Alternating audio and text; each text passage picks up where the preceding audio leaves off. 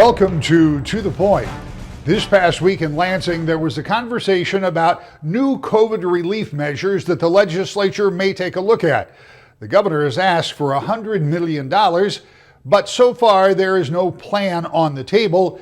There are a couple of weeks left in the lame duck session, and this morning we'll talk with two state senators to get their take on what might happen in that 2-week period. But first we go to Washington, and that's where another plan, this one $900 billion worth, is being discussed by both Republicans and Democrats. It wouldn't include a stimulus check like we saw earlier in the year, but it would provide money for essential services. We talked with Congressman Fred Upton about that. It was just a few weeks ago that I had you on this show, and we were talking about what you wanted to get done as we moved into this lame duck session. I'm going to paraphrase what you told me. You said you thought it was imperative that something happen about COVID relief before the end of this year, because if not, you thought it could be the end of January, beginning of February, and it would just trail on. And now it appears with you and your Problem Solvers Caucus, as well as a bipartisan group of United States senators, have introduced this new bill, and I'll have you describe it. But the Speaker of the House seems inclined to go along with it too. That's a big step towards getting it done, right? Well, it is, and we had a press conference Thursday afternoon with many of us in the Problem Solvers Caucus. And the message to our leadership was, we're not going home till this gets done. Because if we don't get it done before, in this Congress, it won't be till March till we actually get a bill. We can't wait. We have hospitals, certainly in my district, but all around the state, all around the country, that are 100% full. We got food lines that are thousands of people long. We have the unemployment benefits, of course, expire. And for our small businesses, even those that got a PPP loan last spring, they're now finding out that because of the Department of Treasury, they're insisting that they pay taxes on those grants, which was never part of our message, never part of our intent, but we're going to have to legislatively turn that around. So it is time to act. We're overdue to act. And a good number of us have sent the message, we're not going home, so get the job done. Some good news today. It appears as though some of our leaders, even the president, has been talking about we need to get a package done. And it seems as though the framework that we outlined earlier this week, $908 billion, not a perfect bill, that's for sure, seems to be the sweet spot to get something done. It's remarkable that it comes together so quickly after an election that was filled with animosity. Yet the reality of the circumstance seems to be driving at least that group of bipartisan, bicameral group that you were with earlier in the week to roll out the framework of this. I think it's important, too, to point out that this is about relief. This is about getting money in the hands of businesses, the PPP, all of those things you just discussed. This does not include another stimulus. This is about immediate relief for people who are businesses and hospitals and others that need it now. This is money for testing, money for small businesses, money for healthcare workers, money for the airlines. And, as one that's flying back and forth now, it seems as though they're about 15% of the passenger load. Money for airports, money for our transit systems. People that do have a job, they're not going to be able to go to work in a couple of weeks because these transit systems in our big cities, they don't have the revenue. So this is a huge Band-Aid. Does not include stimulus checks, does not include the $600 bonus for unemployment. So people were making more money on unemployment than they were on their job. Those are not part of this. But this is a package that we think can have, if we get it to the floor, House and Senate, it can pass, and the president, we think, would sign it. What changed in that short amount of time? Up until this time, the conversations continued, but there was no progress. There wasn't anything happening between the White House and the House of Representatives. Was this just simply a matter of recognition that something had to get done? Or how much pressure did you and the group of problem solvers, and I always point out that's 25 Democrats, 25 Republicans who agree to vote in the same manner, and you all said you would vote for this. I mean, you take almost a quarter of the votes you need to pass it in the House from day one. But we didn't give up. And we've been home. We've been listening. We see these numbers. Our hospitals are 100% full. I mean, the story today, and I'm just reaching for it as we talk, I mean, we're talking about USA Today today. They're talking about the numbers doubling again before Christmas. We can't wait. We got elected. We got a new Congress that's coming in, but we haven't finished our job now. So the discussions went on. I mean, over Thanksgiving, we were on the phone on Thanksgiving Day. Senators, Republicans, Democrats, House members, trying to figure out where can we get together to try and force our leadership to try and do this. And, we got things like the Georgia special elections, and there's some people that don't want any tough votes between now and January 5th. That's too bad. We got a crisis that we got to deal with now. Our press conference that we had today, probably over 24 members spoke, both sides of the aisle. Slotkin from Michigan, myself, Debbie Dingell was there. None of us feel that it would be acceptable if we leave from this place without getting this job done. While Washington, like Lansing, is on a relatively short time frame, Congressman Upton says he and his Problem Solvers Caucus vow to stay in Washington and keep the rest of the members there until they do something about COVID-19 relief. When we come back, what's happening on the state level? Well, the lame duck session is underway. Will they get anything done when it comes to COVID relief? We'll talk about that next. To the Point. Welcome back to the Point. In Lansing, there are 6 more legislative days before the end of the year. Of course, that could be extended if it was necessary, but one of the real issues that they're looking at is COVID relief. Perhaps $100 million worth. At least that's what the governor has asked for. We talked to 2 state senators about that, beginning with Democrat Sean McNamara. Senator, we are in the middle of what is traditionally called the lame duck session, and while sometimes these sessions get a little bit out of hand with a lot of Christmas tree looking type bills and spending, that's not going to happen this time with the Republican legislature, Democratic governor, so at least I don't think that's going to happen this time. You can steer me in another direction if you believe so. But what is it that is on the agenda, and what do you think should be on the agenda for the next couple of weeks? Well, so far it seems like there's a lot of sort of lame duck bills floating out there, a lot of things people want to push across the finish line that maybe don't come to the attention of the general public. But I think that clearly, and what the general public and myself and the governor and many of my colleagues feel, is that COVID relief and addressing the COVID epidemic is the thing we have to do, is the thing we're here to do. It's our job. We've got to get this under control. I think there's a light at the end of the tunnel that we all are hopeful about. And we're even talking about the company in my backyard, in my district, Pfizer, being a key part of the manufacturing of a 95% effective vaccine. And, we owe it to help Michigan citizens and small businesses and our citizens get to that finish line, get to that line of hope that's out there without unnecessary deaths and unnecessary economic hardship.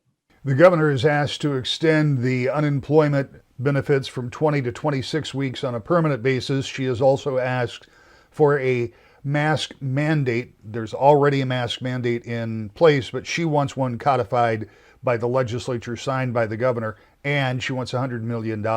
Have you heard any details, any of the discussion? And I know from your position, it's probably not particularly easy to know, but the kind of the linchpin of this, it seems to me, is the governor and the Senate Majority Leader coming to some type of an agreement. Are you hearing anything about any of those?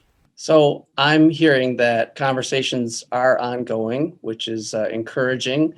I haven't seen anything that has fully closed the door on conversations for COVID relief. So that's encouraging to me. You'd think someone in my spot might have a closer ear to the process, but it really is, as you say, the high level discussion amongst the quadrant leaders, the speaker and the majority leader of the House and the Senate. And of course, our Democratic caucuses in the House and Senate as well would have to be a part of that. But the fact that the conversation hasn't been shut down, that I think that people seem to think $100 million is a good starting point for a conversation for relief, for what we can provide in Michigan within our budget abilities is a good sign. So I'm hopeful that that's really, while we work today and maybe next week on what looks like a lot of other legislative activity, I'm very hopeful that that's waiting in the wings to be hammered out and delivered before the end of the year. I think it'd be a real shame to not deliver that before we pick up and go home for the end of the session. Well, and you talk about that in the length of time. I mean, obviously you could extend session, but there are only, as you and I talk, including today, there are 7 session days scheduled. But the reality is that if there's an agreement somewhere, things can move. I mean, you and I have both seen things move in Lansing pretty rapidly when people are on the same page. Yeah, absolutely. We saw that with the last budget that we did for the fiscal year. We saw that with handling the CARES Act money that came in. So there's no question that we have the ability to move quickly when times call for it. And sometimes you kind of scratch your head and wonder why we can't do that with other things that maybe take 2 years to work out. But absolutely, I think that that's highly possible. It's a short calendar. There are legislative rules that have to be worked through to make some things move, but I'm hopeful for that. You have the unique perspective of having been in the House and watching the budget process there and now in the Senate. And while the $100 million is a lot of money to you and me, on balance with the overall budget, it's not a great deal of money, but there is the question about how much money the state's going to have. Obviously, the economy has taken a hit because of COVID, and we know that particularly when you think of right now restaurant workers, restaurants, and all the folks who aren't being paid, well, they're not paying taxes either. And so, that's going to have an impact on what happens with the coming year's budget. Do you have any concerns about where that money would come from if it gets approved? Well, I think that that's always a process where the budget managers and the budget director for the administration sort of peek around under the couch cushions and everywhere there might be a surplus or unspent dollars. We're on a different fiscal year, so it's not like our fiscal year is ending here in December. But I think that somehow before end of session, there's oftentimes the ability to find a little extra, as you mentioned, Christmas tree ornaments. And I think the position is that, look, those things can't happen ahead of some very serious relief on unemployment, on small business relief, on helping get funds into folks' hands. We reach a point where you have to find the resources. And as you say, $100 million sounds like a lot of money, but spread out across the state of Michigan and a relief package, it's not what we really need, which is obviously a federal relief package. And so our process, on a smaller scale might be similar to what really needs to happen in Washington, D.C., which is they need to deliver relief in a big way to states and local communities. And again, there's some conversation at that level that looks encouraging here, maybe at the last hour, people, trying to decide on levels of support, but at least the conversation's happening. But, that's going to be on a magnitude higher than what the state can deliver. But we can do some things. We can extend unemployment 26 weeks. We can try to get, relief into small business hands. And, the other piece of the equation is not financially tied, but it's just trying to get the surge under control so we can open businesses and patronize restaurants and support our local community. Of course, anything the state does on COVID relief could be augmented greatly by what the federal government may do. That remains to be seen. We'll get a Republican take on what the state's response may be next. To the Point. Welcome back to the Point. In Washington and in Lansing, lawmakers are struggling with how to respond to COVID-19. What kind of relief package can they put together? We get the Republican take now from Senator Eric Nunes. When you think about what the governor has asked the legislature to consider, including a mask mandate, extending unemployment from 20 to 26 weeks permanently, it expires at the end of the year, if I understand it, and $100 million to help small businesses, and I think that's somewhat nebulous in where that money would go, as I assume that would have to be something negotiated with the governor and the leadership before it got a broader hearing. But just at first blush, what's your take on the governor's ask? So earlier this year, we passed money for more personal protective equipment. We passed funding for more testing and expanding that testing. We passed legislation for hazard pay for frontline workers. We fought together to finally get her nursing home policies overturned that I think were disastrous for so many of our seniors and older people. And specifically, we repeatedly asked the administration to improve the unemployment system and warned about costly fraud. In fact, last week, right before Thanksgiving, there was a report, an audit report showing $1.5 billion over a specific period of time of fraudulent claims in the unemployment system. And so these type of issues need to be taken seriously. And it's something where I still have constituents from back in May and June from the last economic shutdown that still haven't even gotten paid their unemployment benefits. And I think that's a real disaster. Now, the last unemployment director just got canned a few weeks ago. The new director's been in for about 2 weeks. We had her before a committee earlier this week, and she's still getting a little caught up. But I hope this is a first signal from this administration to show that this economic suppression and shutting down these small businesses and leaving families out and not being able to have the money that is owed to them and due to them through the unemployment system, that they're actually finally getting serious about this. And so that's something where we have worked together on a number of things. We've stood up and fight on some of these things in terms of closing down a lot of these businesses. And we keep asking the administration, what is the science and data that they're using, and what do they decide is closed down and open up? They share all this data, but they don't tell us what their decision-making process is. And this current economic suppression and shutdown on high schools and on restaurants and on other places like this is that they were telling lobbyists in Lansing before they gave a head up to legislators on what they were on what the administration, the Whitmer administration, was planning on doing in terms of shutting businesses down again. And my first question that I asked, did you actually give a heads up to the Unemployment Insurance Agency this time? Because last time you didn't even give a heads up to the Unemployment Insurance Agency. And that's why we currently have this much fraud.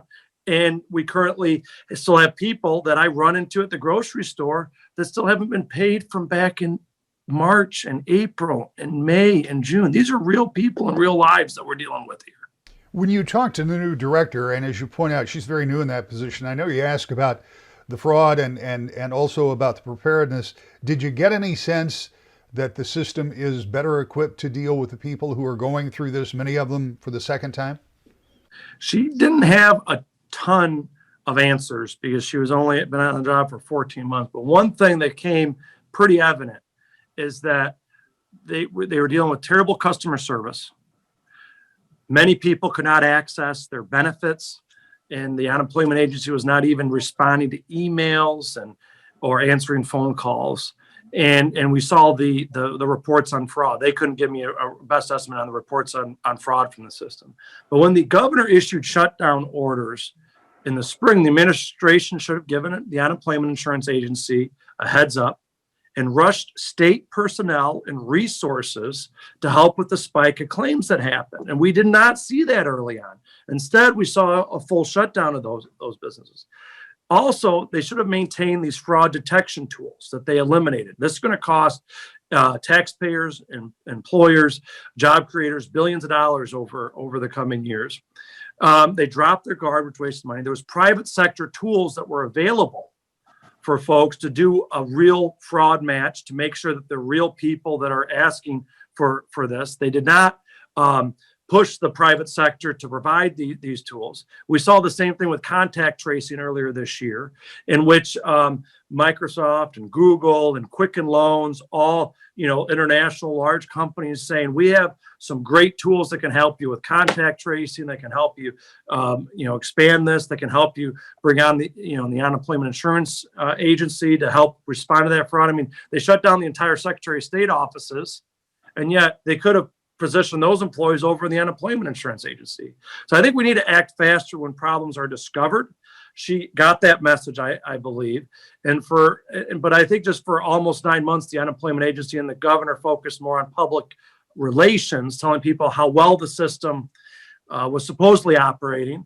And finally, the truth is coming out. So the governor has given the appearance of at least changing direction. And I hope it's serious change in direction. And I hope the new director will fix the problem so that people in Michigan can receive the help that they deserve.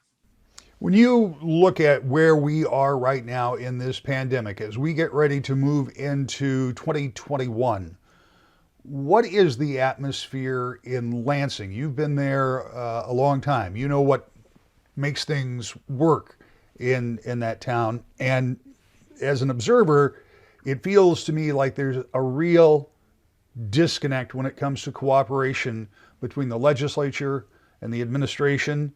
And that has been evident in some areas, although this budget that just went through for this fiscal year happened very smoothly, and maybe that was part of the necessity of the times. But as you move into a new year, what is it that you in the legislature and the governor are going to be able to agree on as you start thinking about what's next in terms of this response? Yeah, well, I mean, 2020 was clearly about coronavirus, the response to the pandemic, the damage to lives, damage to health, the deaths, the damage to finances and the economy. We will get through this health pandemic. I mean, the good news on the vaccine from Operation Warp Speed and President Trump's efforts on that, I think we're very positive. Pfizer's manufacturing their vaccine right here in the back door in our backyard in Kalamazoo, 1 or 2 plants worldwide with that. Moderna, there's some good news out of the UK with the Oxford study. There's another half dozen that are there. And so hopefully this is the beginning of the end of the pandemic, but we're several months away from really getting into that clear. We will get through this health pandemic by individuals making safe and responsible decisions, personal protective equipment and the vaccines, as I mentioned. The administration dropped the ball early on with the lack of personal protective equipment, terrible nursing home policies. The unemployment insurance agency just fraught with fraud has been a disaster. But we will recover by building on the policies that have actually increased income, reduced the unemployment rate, brought jobs and business to Michigan, and paid down debt. And that's the importance of getting the private sector back up, getting our kids back in school in terms of education. Fortunately, they haven't closed down K-8 schools. And I questioned the director of Health and Human Services about why high schools were closed down, because it presents some real challenges. We've showed that within educational institutions, that within businesses and job sites, that we can actually do things safely. It's outside of those in social situations that people need to take seriously and decide, is it worth the risk in terms of what they're doing? With the better therapeutics that are out there and with the vaccine that hopefully is going to get approved in a few weeks, let's not let it down our guard, but also let's try to not shut down the private sector, because that's where the revenue, the tax revenue actually comes from for us to be able to get done what needs to be gotten done. That's our show for now. We'll see you next week. To the point.